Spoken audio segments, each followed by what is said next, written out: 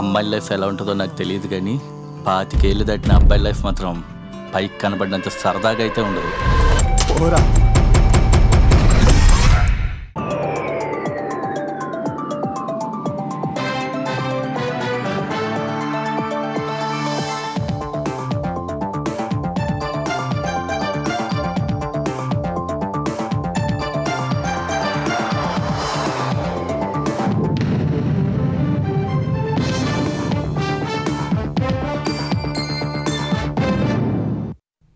నమస్కారం. ఈటీవీ న్యూస్కు స్వాగతం. ముఖ్యాంశాలు. రాహుల్ ప్రియాంకల అరెస్టులపై తెలంగాణలో కాంగ్రెస్ నిరసనలు. కొడంగల్లో సీఎం రేవంత్ పాదయాత్ర, హైదరాబాద్లో పీసీసీ ర్యాలీ.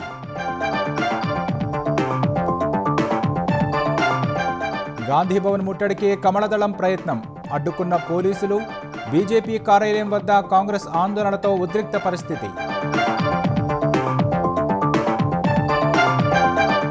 విజయవాడలో కాంగ్రెస్ కార్యాలయం వద్ద బీజేపీ ధర్నా, పరస్పరం బాహాబాహికి దిగిన రెండు పార్టీల కార్యకర్తలు, జెండా కర్రలతో దాడులు.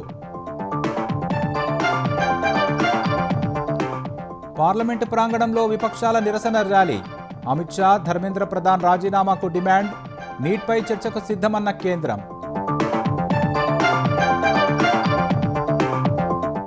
ప్రధానిని కలిసిన సీఎం చంద్రబాబు, భోగాపురం ఎయిర్పోర్టు ప్రారంభోత్సవానికి ఆహ్వానం, ఏపీ సమస్యలపై కేంద్ర మంత్రులకు వినతులు. తల్లికి వందనం నిధుల పంపిణీ ప్రారంభించిన ఏపీ సర్కార్. 67.47 లక్షల మంది విద్యార్థుల తల్లుల ఖాతాల్లో 10,120 కోట్లు జమ. ఓట్ల ప్రక్షాళన పేరుతో కాంగ్రెస్ ఓటర్ల తొలగింపునకు బీజేపీ బీఆర్ఎస్ కుట్ర. కొడంగల్లో రేవంత్ ఆరోపణ, అడ్డుకోవాలని శ్రేణులకు పిలుపు. వరుసగా 11వ రోజు పశ్చిమాసియాలో ఆగని దాడులు. ఇరాన్లో యురేనియం శుద్ధి కేంద్రాలను లక్ష్యం చేసుకుంటామన్న ట్రంప్.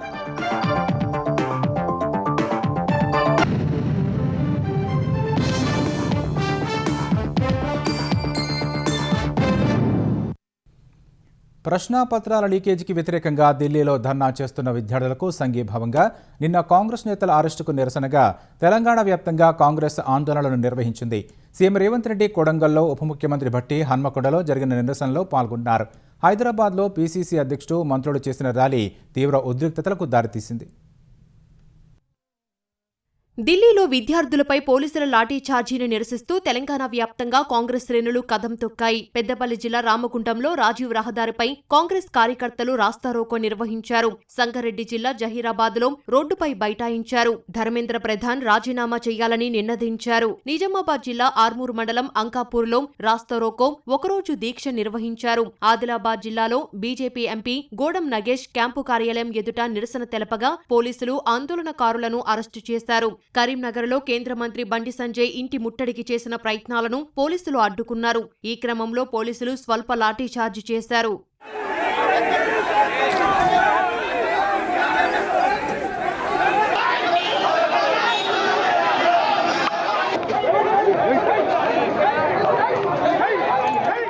ఢిల్లీలో నిన్న విపక్ష నేతల అరెస్టును నిరసిస్తూ కాంగ్రెస్ నేతలు హైదరాబాద్లో నెక్లెస్ రోడ్ నుంచి లోక్ భవన్ వరకు ర్యాలీ చేపట్టారు.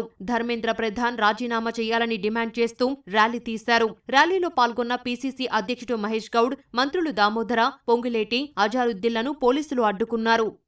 వికారాబాద్ జిల్లా కొడంగల్లో కాంగ్రెస్ శ్రేణులతో కలిసి సీఎం రేవంత్ రెడ్డి ధర్నా చేశారు. కొడంగల్లోని తన నివాసం నుంచి అంబేద్కర్ విగ్రహం వరకు ఆయన ర్యాలీ నిర్వహించారు. లక్షలాది విద్యార్థుల జీవితాలతో చెలగాటమాడిన కేంద్ర విద్యాశాఖ మంత్రి ధర్మేంద్ర ప్రధాన్ రాజీనామా చేయాల్సిందేనని రేవంత్ రెడ్డి డిమాండ్ చేశారు. ఈ రోజు లోక్సభ స్పీకర్ మీద, ఢిల్లీ పోలీసుల మీద ఒత్తిడి తీసుకొచ్చి ఈ రోజు నరేంద్ర మోడీ గారు పాశవికంగా కాంగ్రెస్ పార్టీ నాయకుడు రాహుల్ గాంధీ గారిని కొడితే రాహుల్ గాంధీ గారి ముక్కులో నుంచి రక్తం చిందింది.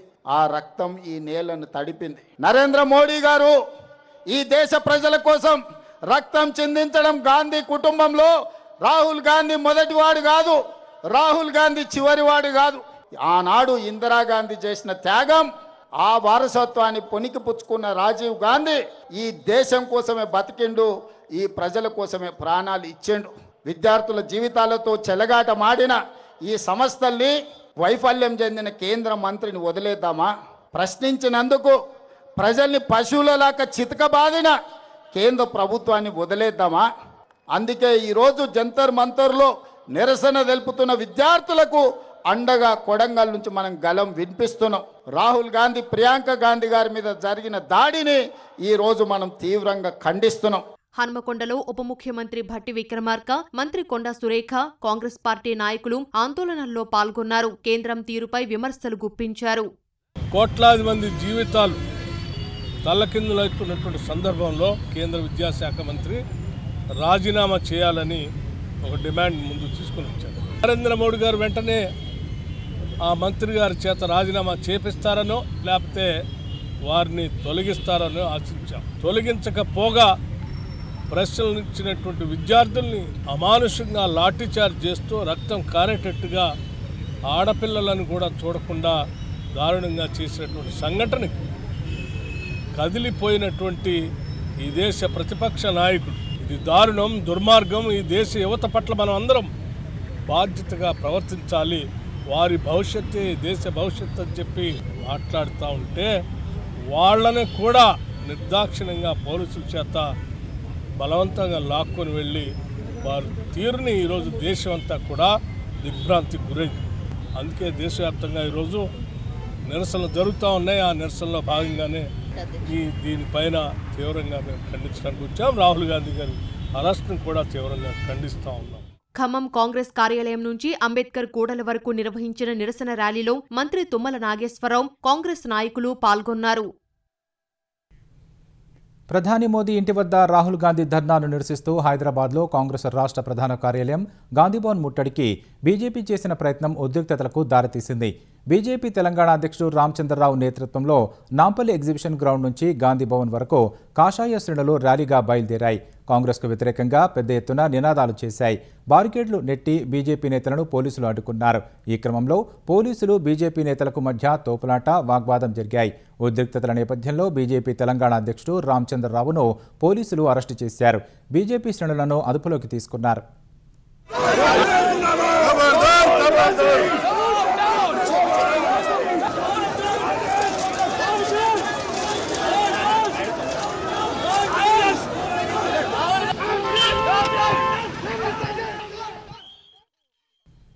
హైదరాబాద్ నాంపల్లిలోని బీజేపీ కార్యాలయాన్ని ముట్టడించేందుకు కాంగ్రెస్ నేతలు, ఎన్ఎస్యుఐ కార్యకర్తలు యత్నించడం ఉద్రిక్తతలకు దారితీసింది.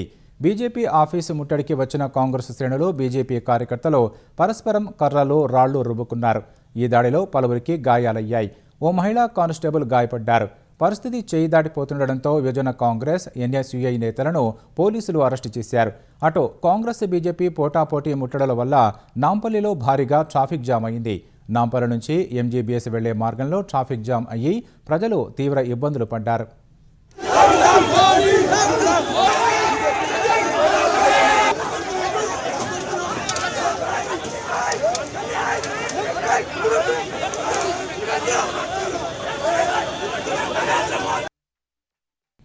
ప్రధాని నరేంద్ర మోదీ నివాసం వద్ద ప్రతిపక్షాల ఆందోళనలను నిరసిస్తూ విజయవాడలో బీజేపీ శ్రేణులు చేపట్టిన ప్రదర్శన తీవ్ర ఉద్రిక్తతకు దారితీసింది. ప్రధాని నివాసం ఉన్న కాంగ్రెస్ ధర్నా చేయడాన్ని నిరసిస్తూ బీజేపీ ఆంధ్రప్రదేశ్ అధ్యక్షుడు మాధవ్ నేతృత్వంలో ర్యాలీ చేపట్టారు. విజయ టాకీస్ నుంచి కాంగ్రెస్ కార్యాలయం వరకు బీజేపీ శ్రేణులు ర్యాలీ చేశాయి. కాంగ్రెస్ కార్యాలయం వద్దకు బీజేపీ శ్రేణులు చేరుకోగానే ఉద్రిక్త పరిస్థితులు ఏర్పడ్డాయి. కాంగ్రెస్ రాహుల్ గాంధీ, ప్రియాంక గాంధీకి వ్యతిరేకంగా బీజేపీ కార్యకర్తలు, నేతలు నినాదాలు చేయగా కాంగ్రెస్ కార్యకర్తలు ప్రతి నినాదాలు చేయడం ఉద్రిక్తతకు దారితీసింది. ఈ క్రమంలో బీజేపీ, కాంగ్రెస్ శ్రేణులు బాహాబాహికి దిగాయి. ఇరు పార్టీల కార్యకర్తలు పరస్పరం దాడులకు పాల్పడ్డారు. పార్టీల జెండా కర్రలతో దాడులు చేసుకున్నారు. నీళ్ల బాటిళ్లు, చెప్పులు విసురుకున్నారు.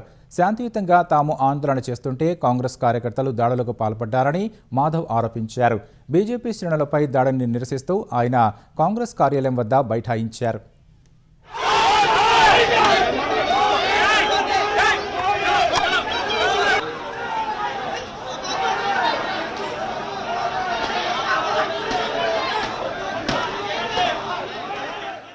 బీజేపీ, కాంగ్రెస్ కార్యకర్తల ఘర్షణతో బీహార్ రాజధాని పట్నా రణరంగాన్ని తలపించింది.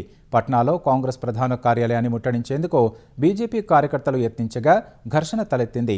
ఇరు వర్గాలు పరస్పరం రాళ్లు రువ్వుకున్నాయి. పరిస్థితిని అదుపు చేసేందుకు పోలీసులు లాఠీచార్జి చేశారు. నీట్ పేపర్ లీక్ వ్యవహారంపై రాహుల్ గాంధీ సహా కాంగ్రెస్ నేతలు ఢిల్లీలో చేపట్టిన నిరసనకు వ్యతిరేకంగా పట్నాలో బీజేపీ ఆందోళనకు దిగింది. బీజేపీ కార్యకర్తలు పట్నాలోని కాంగ్రెస్ కార్యాలయం వద్దకు పెద్ద సంఖ్యలో తరలివచ్చారు. అక్కడే ఉన్న కాంగ్రెస్ శ్రేణులు వారిని అడ్డుకోవడం ఘర్షణకు దారితీసింది. ఒకరిపై ఒకరు దాడి చేసుకున్నారు, రాళ్లు విసురుకున్నారు.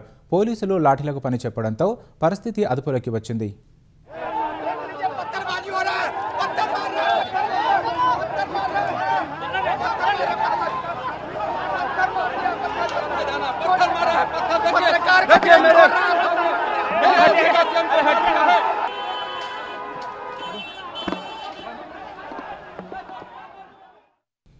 నీట్ పేపర్ లీక్ వ్యవహారంపై ఆందోళన చేస్తున్న విద్యార్థులపై పోలీసుల చర్యలకు నిరసనగా పార్లమెంటు ఆవరణలో ప్రతిపక్షాలు ఆందోళన చేపట్టాయి. విద్యార్థులకు సంఘీభావంగా విపక్ష ఎంపీలు నల్ల దుస్తులు ధరించి పెద్ద ఎత్తున నిరసన చేపట్టారు. ఈ ఉదయం రాజ్యసభలో ప్రతిపక్ష నేత మల్లికార్జున ఖర్గే ఛాంబర్లో ఇండీ కూటమి ఫ్లోర్ లీడర్లు సమావేశమై తాజా పరిణామాలపై పార్లమెంట్లో వ్యవహరించాల్సిన తీరును చర్చించారు. అనంతరం పార్లమెంటు ప్రాంగణంలో కాంగ్రెస్, సమాజ్వాదీ పార్టీ, వామపక్షాలు, ఆర్జేడీ, తృణమూల్ కాంగ్రెస్, జేఎంఎం తదితర పార్టీల ఎంపీలు నిరసన ప్రదర్శన నిర్వహించారు. ఈ నిరసనలో లోక్సభ ప్రతిపక్ష నేత రాహుల్ గాంధీ, కాంగ్రెస్ అగ్రనేత ప్రియాంక గాంధీ సహా ఇండీ కూటమి నేతలు పాల్గొన్నారు. కేంద్ర ప్రభుత్వానికి వ్యతిరేకంగా ప్లకార్డులు పట్టుకొని నినాదాలు చేశారు. విద్యార్థులపై పోలీసుల తీరును ఖండించిన వారు హోంమంత్రి అమిత్ షా, విద్యాశాఖ మంత్రి ధర్మేంద్ర ప్రధాన్ తక్షణమే తమ పదవులకు రాజీనామా చేయాలని డిమాండ్ చేశారు. बहुत से स्टूडेंट्स को तो उन्होंने किया ही किया, लेकिन हमारे जो बड़े नेता हैं उनको कुचलने की कोशिश अगर आप करेंगे फिर लाखों में लोग उठेंगे, फिर उस वक्त तुम कंट्रोल नहीं कर पाएंगे। और हम डरने वाले लोग नहीं हैं, हम लड़ते रहेंगे। कल आप पछताएंगे कि हमने जो राहुल जी के लिए किया या प्रियंका जी के लिए किया ये ठीक नहीं है, उसी का परिणाम हम भुगतना पड़ रहा है, ऐसा उनको महसूस करना पड़ेगा। और कांग्रेस पार्टी और इंडिया गठबंधन लड़ते रहेगी। पूरा देश, पूरे नौजवान, उनके परिवार के लोग सरकार के खिलाफ है कि मंत्री को हटाया जाए, लेकिन क्या दबाव है सरकार के ऊपर कि वो मंत्री को नहीं हटा पा रहे? कहीं ऐसा तो नहीं कि मंत्री के पास वो छुपे राज हों? अगर दबाव बने, कहीं ऐसा दबाव बने और अपनी जान बचाने के लिए कहीं वो राज न खुल जाए, आखिर हम मंत्री को हटाने में क्या जाता है सरकार का? और छात्रों की मांग सरकार अभी तक नहीं मानी है। छात्रों से अभी तक, युवाओं से अभी तक सरकार ने कोई बातचीत नहीं की है। నీట్ పేపర్ లీకేజీ వ్యవహారంపై చర్చించేందుకు కేంద్రం పూర్తిగా సిద్ధంగా ఉందని పార్లమెంటరీ వ్యవహారాల శాఖ మంత్రి కిరణ్ రిజిజు స్పష్టం చేశారు. గత 3 రోజుల నుంచి తాము ఇదే విషయాన్ని చెబుతున్నామని గుర్తు చేశారు. అయితే పార్లమెంటు నిబంధనల ప్రకారమే చర్చ జరగాలనేదే తమ ఉద్దేశమని చెప్పారు. అన్ని పార్టీల సభాపక్ష నేతలతో మాట్లాడిన తర్వాతే అసలు చర్చ ఎప్పుడు జరగాలి, ఎంత సమయం కేటాయించాలి, ఏ నిబంధన కింద చేపట్టాలనేది నిర్ణయించాల్సి ఉంటుందన్నారు. దేశ యువత భవిష్యత్తును దృష్టిలో ఉంచుకొని సభలో నిర్మాణాత్మకమైన అర్థవంతమైన చర్చ జరగాలన్నదే ప్రభుత్వ ఉద్దేశమని కిరణ్ రిజిజు వివరించారు. सरकार ने आज पार्लियामेंट सदन में कह दिया कि नीट एग्जाम का पेपर लीक का मामला और उससे जुड़े हुए जो भी संबंधित मामले हैं उस पे पूरी तरह से चर्चा करने के लिए तैयार है। हमने पहले दिन से कहा कि सरकार कोई भी मुद्दे देश हित में और युवाओं के हित में जो भी आता है चर्चा के लिए हमेशा तैयार है, लेकिन उसके लिए किस नियम के तहत चर्चा करना है वो तो तय करना पड़ेगा। पार्लियामेंट के अंदर में चर्चा करने के लिए एक सिस्टम बनाया हुआ है। अब सीधा सड़क पे उतर जाते हो और हंगामा करते हो, ये ठीक नहीं है। सरकार चाहते हैं कि नीट एग्जाम पेपर पे पूरा चर्चा हो करके और उसमें क्या क्या कदम सरकार ने उठाया है ये भी देश का सामने में जाना चाहिए। और नीट के पेपर लीकेज के बाद जो घटनाएं हुए हैं उसका भी ब्यौरा सरकार सदन में देंगे, देश को बताएंगे। ఢిల్లీ జంతర్ మంతర్ వద్ద కాక్రోచ్ జనతా పార్టీ నిరసనలు కొనసాగుతున్న వేళ 16 మెట్రో స్టేషన్లను మూసివేస్తూ ఢిల్లీ మెట్రో రైలు కార్పొరేషన్ నిర్ణయం తీసుకుంది. మెట్రో రైలు నిలిచిపోగా వేలాది మంది ఉద్యోగులు, విద్యార్థులు, ఇతర ప్రయాణికులు తీవ్ర కష్టాలు పడుతున్నారు. భద్రతా కారణాల వల్లే Rajiv Chowk, central secretariat, Mandi house, ITO, Khan market వంటి 16 మెట్రో స్టేషన్లను మూసివేస్తున్నట్లు డిఎంఆర్సీ తెలిపింది. అటు చలో సంసద్ ర్యాలీలో విద్యార్థులపై పోలీసుల లాఠీచార్జును సవాలు చేస్తూ దాఖలైన అత్యవసర పిటిషన్ను సుప్రీంకోర్టు తోసిపుచ్చింది. తమ సమయాన్ని వృధా చేయవద్దని పిటిషనర్ను ప్రధాన న్యాయమూర్తి జస్టిస్ సూర్యకాంత్ కోరారు. పోలీసుల దాష్టికానికి సంబంధించిన వీడియోలు ఉన్నాయని, వెంటనే విచారణ జరపాలని ఓ న్యాయవాది కోరగా సీజీఐ తిరస్కరించారు. ఢిల్లీలో పర్యటిస్తున్న ముఖ్యమంత్రి చంద్రబాబు ప్రధాని మోదీతో సమావేశమయ్యారు. విజయనగరం జిల్లా భోగాపురంలో నిర్మితమైన అల్లూరి సీతారామరాజు అంతర్జాతీయ విమానాశ్రయం ప్రారంభోత్సవానికి రావాలని ప్రధానిని చంద్రబాబు ఆహ్వానించారు. ఆగస్టు 1న ప్రారంభోత్సవానికి వస్తానని ప్రధాని చెప్పినట్లు సమాచారం. తాజా రాజకీయ పరిస్థితులపై ఇరువురి మధ్య సుదీర్ఘ చర్చ జరిగినట్లు తెలుస్తోంది. సీఎంతో పాటు కేంద్ర మంత్రులు రామ్మోహన్, శ్రీనివాస వర్మ, ఎంపీలు శ్రీకృష్ణదేవరాయలు, అప్పలనాయుడు ప్రధానిని కలిశారు. స్థానిక ఎంపీ అంటూ కలిసెట్టి అప్పలనాయుడిని సీఎం చంద్రబాబు ప్రధానికి పరిచయం చేశారు. అప్పలనాయుడు తనకు తెలుసని, ఆయన రోజూ సైకిల్పై పార్లమెంటుకు వస్తున్నారని ప్రధాని చెప్పారు. ప్రధానితో భేటీ అనంతరం కేంద్ర మంత్రులు పీయూష్ గోయల్, మనోహర్ లాల్ ఖట్టర్తో సమావేశమయ్యారు. ఏపీకి సంబంధించిన పలు అంశాలపై వినతులు అందించారు. ఆ తర్వాత కేంద్ర హోంశాఖ మంత్రి అమిత్ షాను సీఎం చంద్రబాబు కలవనున్నారు. ఓట్ల ప్రక్షాళన పేరుతో కాంగ్రెస్ పార్టీకి మద్దతిచ్చే ఓటర్లను తొలగించేందుకు బీజేపీ, బీఆర్ఎస్ కుట్రలు చేస్తున్నాయని ముఖ్యమంత్రి రేవంత్ రెడ్డి ఆరోపించారు. ఓటర్ల జాబితా సమగ్ర సవరణ సర్పై అవగాహనలో భాగంగా వికారాబాద్ జిల్లా కొడంగల్లో కాంగ్రెస్ శ్రేణులు బీఎల్ఏలకు సీఎం దిశానిర్దేశం చేశారు. కొడంగల్లో 78% ఓటర్లు సర్లో నమోదు చేసుకున్నారని, మిగిలిన 22% ఓట్లు నమోదు చేయించాలని సూచించారు. ఓటరు జాబితాలో పేరు లేకపోతే ప్రభుత్వ సంక్షేమ పథకాలు రావన్నారు. వచ్చే ఎన్నికల్లో ఓటు వేసే వారి జాబితా ఇప్పుడే నిర్ణయం అవుతోందన్నారు. బీజేపీ, బీఆర్ఎస్ కుట్రలను తిప్పికొట్టాలని కాంగ్రెస్ శ్రేణులకు సూచించారు. మైనారిటీల ఓట్లే తొలగిస్తున్నారని ఒక చర్చ, అపోహ ఉన్నది. మైనారిటీల ఓట్లుగా తొలగిస్తున్నది బీజేపీ, బీఆర్ఎస్ వాళ్ళు. ఎస్సీల ఓట్లు, ఎస్టీల ఓట్లు, మైనారిటీల ఓట్లు తొలగిస్తారు. ఎందుకంటే ఎస్సీలు, ఎస్టీలు, మైనారిటీలు 90% కాంగ్రెస్ పార్టీకి ఓటేస్తారు. ఈ ఓట్లను బయట పడేత్తిగా రేవంత్ రెడ్డి సంగతి చెప్పొచ్చు అని పెట్టుకున్నారు వాళ్ళు. బీజేపీ, బీఆర్ఎస్ ఒక్కటైతే మనతో కొట్లాడదామని వాళ్ళ పన్నాగం. మన పార్లమెంట్ ఎన్నికలలో ఊర్లలో చూసిరు కదా మీరే. బీజేపీని కూడా జెండ పట్టుకునేటోడు ఉండేనా? కానీ బీఆర్ఎస్ ఓడే బీజేపీని జెండ పట్టుకొని పోలింగ్ బూతులలో కూర్చొని ఓట్లు వేయించిండు. ఓటు పోయిందంటే సర్వం పోయినట్టే. సర్పంచులు కానీ, స్థానికంగా ఉండే నాయకులు కానీ, మండల స్థాయి నాయకులు కానీ ప్రత్యేకమైన దృష్టి పెట్టి పని చేసి ఏ ఒక్కరికి అన్యాయం జరగకుండా దీన్ని అంతా కూడా ప్రక్షాళన చెయ్యాలి. ఆంధ్రప్రదేశ్లో విద్యార్థుల చదువుల కోసం నేటి నుంచి తల్లికి వందనం నిధులు విడుదల చేస్తున్నట్లు ఏపీ విద్యాశాఖ మంత్రి నారా లోకేష్ తెలిపారు. మంగళగిరిలో జరిగిన పట్టాల ప్రదానం కార్యక్రమంలో ఆయన ఈ విషయాన్ని వెల్లడించారు. ఏ ఒక్క చిన్నారి విద్యకు దూరం కాకూడదనేది కూటమి ప్రభుత్వం లక్ష్యమని ఆయన చెప్పారు. వరుసగా 2వ ఏడాది తల్లికి వందనం నిధులు విద్యా సంవత్సరం ఆరంభంలోనే విడుదల చేశామన్నారు. తల్లికి వందనం ద్వారా ఈ ఏడాది 67.47 లక్షల మంది విద్యార్థుల తల్లుల ఖాతాల్లోకి 10,120.78 కోట్లు జమ చేస్తున్నామని లోకేష్ వివరించారు. ఒక తల్లికి వందనం కార్యక్రమం కింద 10,000 కోట్ల రూపాయలు ప్రభుత్వం ఖర్చు పెడుతుంది. ఈ రోజు నుంచి 24 వరకు మీ ఖాతాలో కూటమి ప్రభుత్వం తల్లికి వందనం నిధులు కూడా ఇవ్వబోతుందని ఈ సభాముఖం అందరూ తెలియజేసుకుంటున్నా. సో మీకు మెసేజ్ కూడా వస్తాయి. ఒక తల్లికి వందనం, పెన్షన్ 4,000 రూపాయలు, ఉచితంగా 3 గ్యాస్ సిలిండర్లు, స్త్రీ శక్తి కింద మహిళల బస్సులు ఉచితంగా ప్రయాణించే హక్కు కల్పించాం. మత్స్యకార సోదరుల డబ్బులు, చేనేత సోదరులకి ఉచితంగా 200 యూనిట్ల కరెంటు. ఒక పద్ధతి ప్రకారం ఆదాయం పెంచుకుంటూ ఇంకో పక్కన సంక్షేమ కార్యక్రమాలు చేస్తామని ఈ సభాముఖం మీ అందరూ తెలియజేసుకుంటూ జై Hind. Amaravati railway line, inner ring road, radial రోడ్లకు భూములు ఇచ్చే వారికి వారి అభిప్రాయాల మేరకే రిటర్నబుల్ ప్లాట్లు ఇస్తామని ఆంధ్రప్రదేశ్ పురపాలక శాఖ మంత్రి నారాయణ హామీ ఇచ్చారు. తాడికొండ గ్రామ పరిధిలో 4,348 ఎకరాల భూముల సమీకరణపై సిఆర్డీఏ ఆధ్వర్యంలో నిర్వహించిన గ్రామ సభకు మంత్రి నారాయణ హాజరయ్యారు. రైతులు చెప్పిన అంశాలు, అభ్యంతరాలు విన్న మంత్రి వీలైనంత త్వరగా భూములు ఇస్తే పనులు మొదలు పెడతామన్నారు. తాడికొండ నుంచి రాజధానికి వెళ్లే రోడ్డు పనులు త్వరగా పూర్తి చేస్తామన్నారు. వచ్చే మార్చికి ట్రంక్ రోడ్స్ ఏదైతే 350 కిలోమీటర్లు ఉన్నాయో అయిపోతాయి. 2027 చివరికి లేఅవుట్స్ అయిపోతాయి. అధికార భవనాలు అయితే రేపు 25వ తేదీ ఎమ్మెల్యే క్వార్టర్స్ జీఏడికి హ్యాండ్ ఓవర్ చేస్తున్నాం. వచ్చే నెల 15వ తేదీ ఎమ్మెల్సీ హ్యాండ్ ఓవర్ చేస్తున్నాం. సెప్టెంబర్ 1st వీక్లో మినిస్ట్రీలో అవన్నీ హ్యాండ్ ఓవర్ చేస్తున్నాం. రైల్వే ట్రాక్ వాళ్ళు రెడీగా ఉన్నారు, ఇమీడియట్ గా శాంక్షన్ చేసి. మీరు అడిగినట్టు సర్వీస్ రోడ్లు ఉంటాయి, అదేవిధంగా ట్రంక్ రోడ్స్ గా కంటిన్యూ అవుతాయి. 1 కిలోమీటర్ మీ అందరూ వీలైనంత తొందరలో ఇస్తే ఈ యొక్క ప్లాట్లు కూడా వీలైనంత తొందరలో ఇచ్చి ఆ రోడ్లు అవి కూడా కంప్లీట్ చేస్తామని తెలియజేస్తూ మీ అందరికీ సెలవు తీసుకున్నాను. Thank you. వర్షాభావ పరిస్థితుల నేపథ్యంలో తక్కువ నీటితో పండే పంటల సాగుపై రైతులు ఆలోచించాలని తెలంగాణ వ్యవసాయ శాఖ మంత్రి తుమ్మల నాగేశ్వరరావు విజ్ఞప్తి చేశారు. వరి వేసుకొని రైతులు నీటికి ఇబ్బంది పడొద్దనేదే తమ ఉద్దేశమని ఆయన చెప్పారు. ఖమ్మం వి వెంకటాయపాలెం వద్ద గోదావరి జలాలను మంత్రి పరిశీలించారు.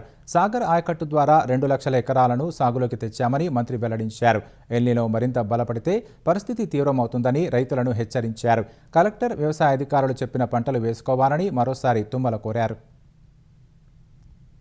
తక్కువ సమయంలో తక్కువ నీటితోటి ఆదాయం వచ్చే పంటలు చాలా ఉన్నాయి కాబట్టి అటువంటి వాటిని సాగు చేయండి అని చెప్పి గత 3 నెలలుగా ఊరూరికి తిరిగి రైతుకి చెప్తున్నాం. వీళ్ళంతే చెప్తారులే, ఆగస్టులో కురుస్తాయి వానలో, సెప్టెంబర్లో కురుస్తాయి, మేము వరే వేస్తాము అంటే వేయొద్దని కాదు నేను చెప్పేది. వేస్తే వచ్చే ఇబ్బందులు ముందే గ్రహించి ఇది ప్రకృతి వైపరీత్యం, దీన్ని ఎవరూ మనం ఆపలేం. ఇది 4 సంవత్సరాలు ఉంటుంది. ఇంకా ఎలీనో బలపడలా. ఇది ఇంకా బలపడితే ఉన్న నీళ్లు కూడా మనకి దక్కని పరిస్థితి వస్తుంది. అందుకనే దయచేసి చిరు పంటలు, చిరుధాన్యాలు మనకున్నటువంటి అవైలబిలిటీ తోటి మీరు చేసేటటువంటి వ్యవసాయాన్ని చేసుకోవాలి. తెలంగాణ నుంచి మరింత ధాన్యం సేకరణకు కేంద్ర ప్రభుత్వం పచ్చజెండా ఊపింది. రబీ సీజన్కు సంబంధించి అదనంగా 8 లక్షల మెట్రిక్ టన్నుల బియ్యం రూపంలో కొనుగోలు చేసేందుకు ఆమోదం తెలిపింది. సవరించిన వరి కొనుగోలు అంచనా బియ్యం రూపంలో 43 లక్షల మెట్రిక్ టన్నులుగా కేంద్ర ప్రభుత్వం నిర్ణయించింది. తెలంగాణలో వెహికల్ లొకేషన్ ట్రాకింగ్ సిస్టమ్ VLTSను 2026 సెప్టెంబర్ 30లోపు పూర్తిగా అమలు చేయాలని స్పష్టం చేసింది. పార్లమెంట్లో కేంద్ర ఆహార, ప్రజా పంపిణీ శాఖ మంత్రి పీయూష్ గోయల్తో సమావేశమైన కేంద్ర మంత్రి బండి సంజయ్ అదనంగా ధాన్యం కొనుగోలుకు అనుమతించినందుకు ధన్యవాదాలు తెలిపారు. కేంద్రం నిర్ణయంపై మరో కేంద్ర మంత్రి కిషన్ రెడ్డి హర్షం వ్యక్తం చేశారు. ప్రధాని మోదీ, కేంద్ర మంత్రి ప్రహ్లాద్ జోషిలకు కృతజ్ఞతలు తెలిపారు. ట్రైనీ ఐపీఎస్ ఉదయ్ కృష్ణారెడ్డి పిటిషన్పై విచారణను హైకోర్టు ఈ నెల 27కు వాయిదా వేసింది. ఈ కేసుకు సంబంధించిన పూర్తి వివరాలు సమర్పించాలని పోలీసులను ఆదేశించింది. అత్తాపూర్ పిఎస్లో తనపై నమోదైన కేసును కొట్టేయాలంటూ ఉదయ్ కృష్ణారెడ్డి దాఖలు చేసిన పిటిషన్పై హైకోర్టులో ఇవాళ విచారణ జరిగింది. ఈ విచారణలో తాను ఐపీఎస్ శిక్షణలో ఉన్నందున తదుపరి చర్యలు చేపట్టకుండా పోలీసులను ఆదేశించాలని ఉదయ్ కృష్ణారెడ్డి కోర్టును కోరారు. తనపై తప్పుడు ఆరోపణలతో కేసు నమోదు చేశారని తెలిపారు. అయితే తక్షణ ఉత్తర్వులకు నిరాకరించిన కోర్టు పూర్తి వివరాలు సమర్పించాలని పోలీసులను ఆదేశించింది. తదుపరి విచారణ వాయిదా వేసింది.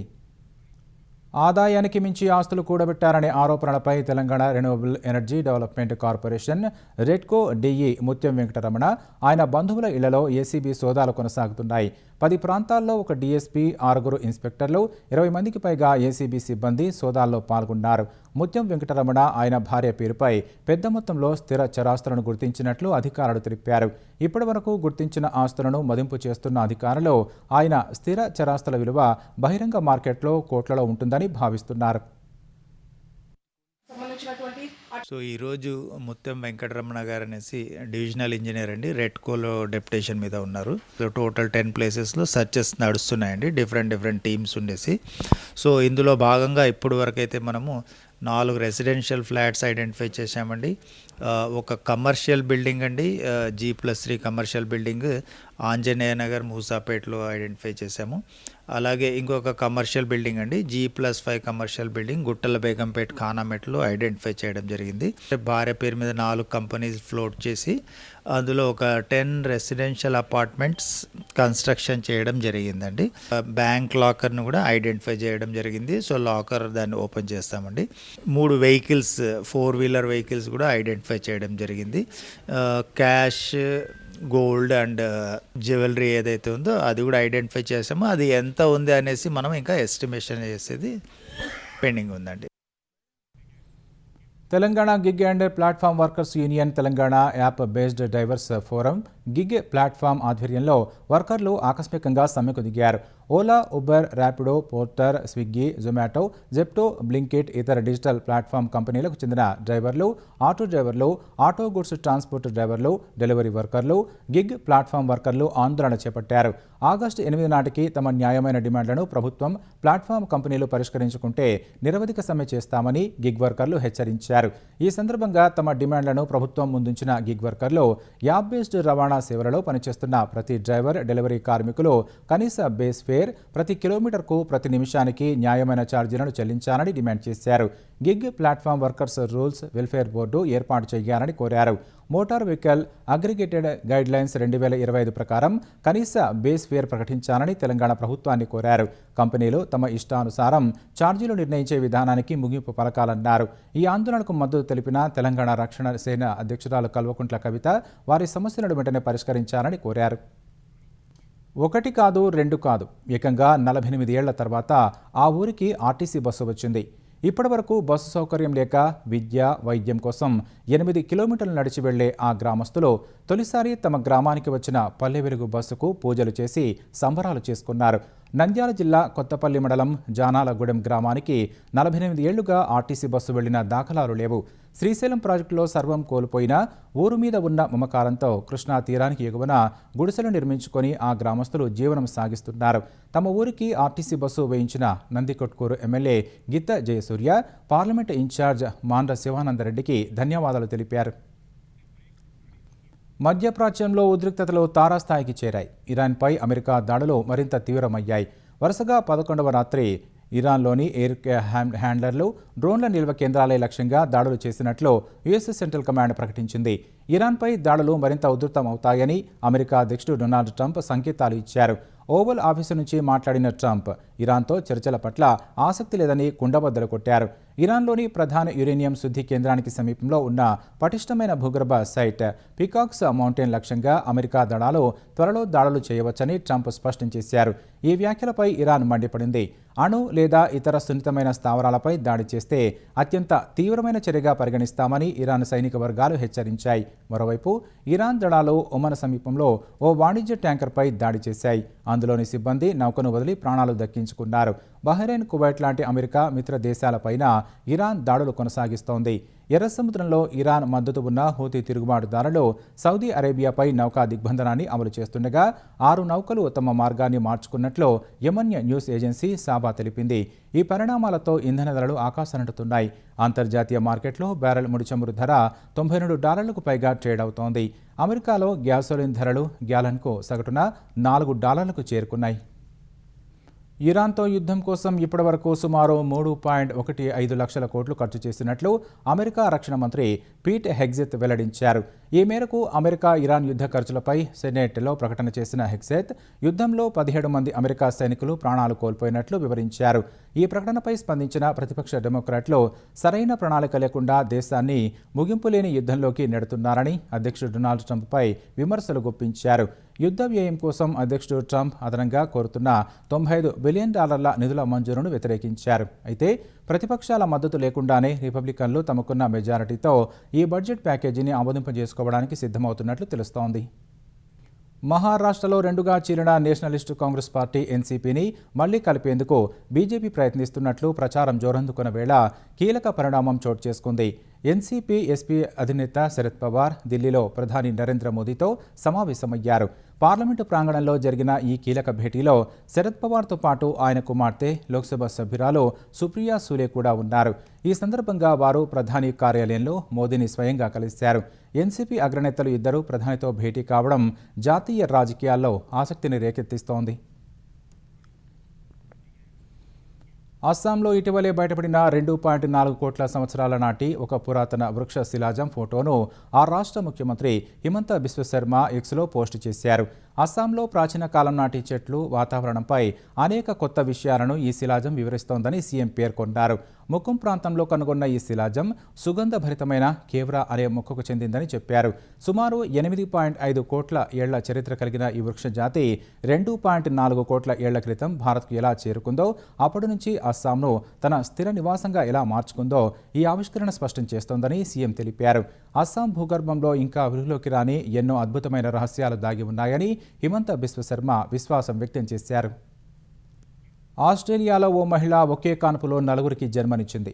బ్రిస్బేన్లోని రాయల్ బ్రిస్బేన్ ఉమెన్స్ ఆసుపత్రిలో 34 ఏళ్ల బెనిట్ హార్సౌ 4 ఆడ శిశువులకు జన్మనిచ్చినట్లు వైద్యులు తెలిపారు. ప్రస్తుతం 4 సురక్షితంగా ఉన్నట్లు వైద్యులు తెలిపారు. గతంలోనే 4 పిల్లల తల్లైన జెనిటార్ 5సారి 4కు జన్మనిచ్చింది. ఇందులో 3కి ఎమిలీ, హ్యారీ హెట్, కేథరిన్ అని పేర్లు పెట్టిన తల్లిదండ్రులు కాన్పు చేసిన డాక్టర్పై కృతజ్ఞతతో 4వ పాపకు ఆమె పేరు అలెక్సా అని పెట్టుకున్నారు. ఒకేసారి 4 పుట్టే అవకాశాలు 7 లక్షల మందిలో ఒకరికి మాత్రమే ఉంటుందని వైద్యులు తెలిపారు. ఇలాంటి కేసుల్లో నెలలు నిండకుండానే ప్రసవం కావడం, గర్భస్రావం లాంటి ముప్పు ఉండగా 10 వారాల గర్భం నుంచే వైద్యుల బృందం ఆమెను నిరంతరం పర్యవేక్షించింది. 25వ వారంలోనే ఆమెను ఆసుపత్రిలో అడ్మిట్ చేసుకుని అబ్జర్వేషన్లో ఉంచారు. ఆస్ట్రేలియాలో సహజసిద్ధంగా 4 కవలలు జన్మించడం ఇదే తొలిసారి కావచ్చని వైద్యులు తెలిపారు. ముఖ్యాంశాలు మరోసారి.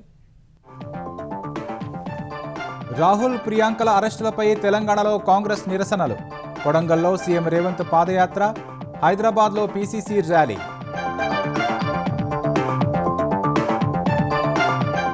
గాంధీభవన్ ముట్టడికి కమలదళం ప్రయత్నం, అడ్డుకున్న పోలీసులు. బీజేపీ కార్యాలయం వద్ద కాంగ్రెస్ ఆందోళనతో ఉద్రిక్త పరిస్థితి.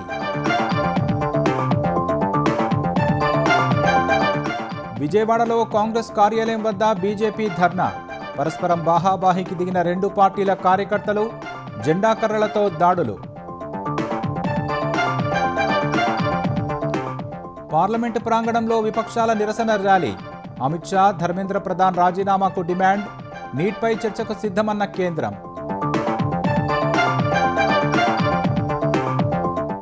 ప్రధానిని కలిసిన సీఎం చంద్రబాబు, భోగాపురం ఎయిర్పోర్టు ప్రారంభోత్సవానికి ఆహ్వానం, ఏపీ సమస్యలపై కేంద్ర మంత్రులకు వినతులు.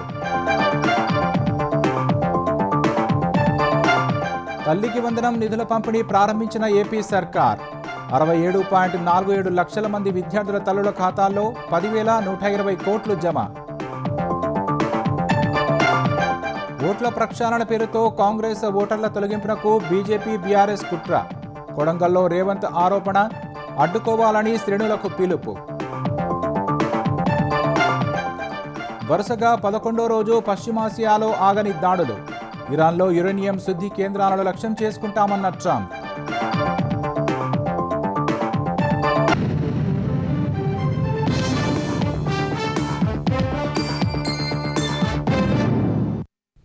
ఈటీవీ న్యూస్ సమాప్తం. నమస్కారం.